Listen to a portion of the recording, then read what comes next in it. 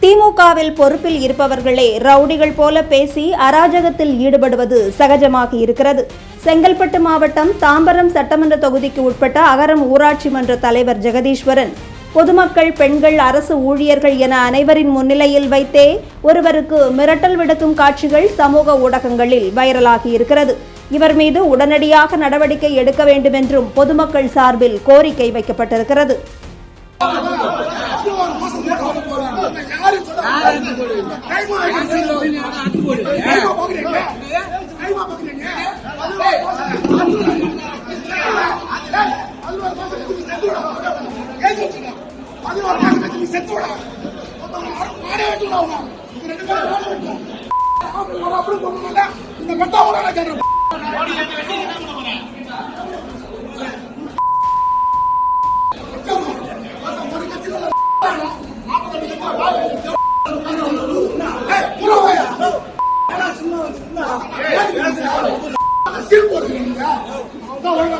நீங்க